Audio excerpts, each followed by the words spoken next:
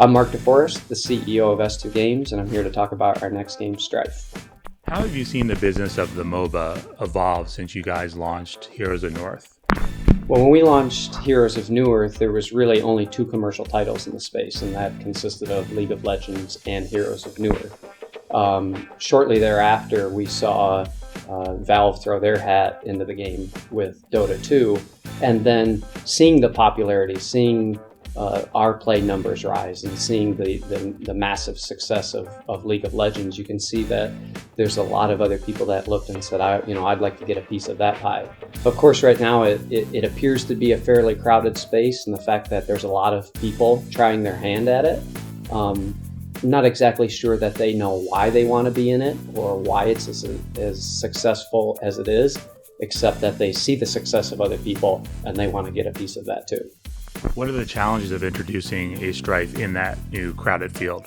Yeah, well, anytime you're going to go into a crowded market where it seems like every other week there's somebody else creating a MOBA game, you think, well, how am I going to carve out my space? Well, one of the unique advantages that we bring to the table is that we consider ourselves to be a pioneer of this genre, to be one of the first people working on a standalone commercial title in the genre.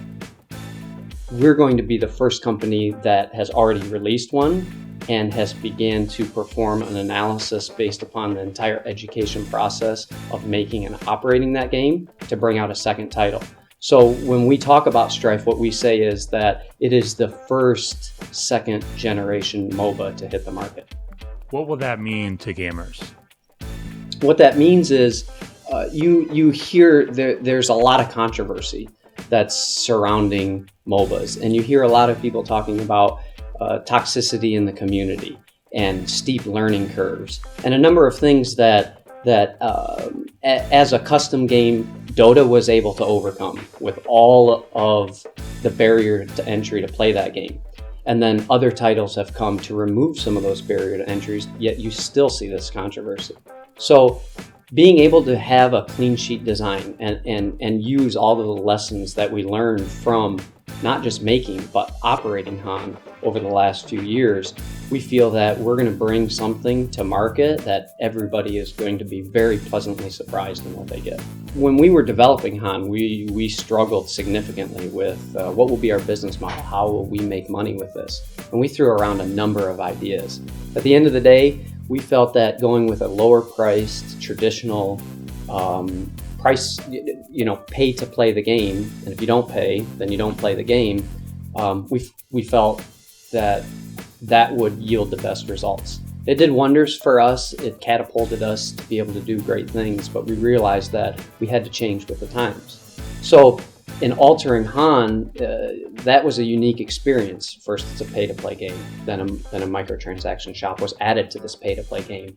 And then we realized that to stay relevant, to stay competitive, we would have to make the game free-to-play. Well, by doing that, we spent a lot of time analyzing how could we interject that into Han, and what were other people running free-to-play games, what were they doing?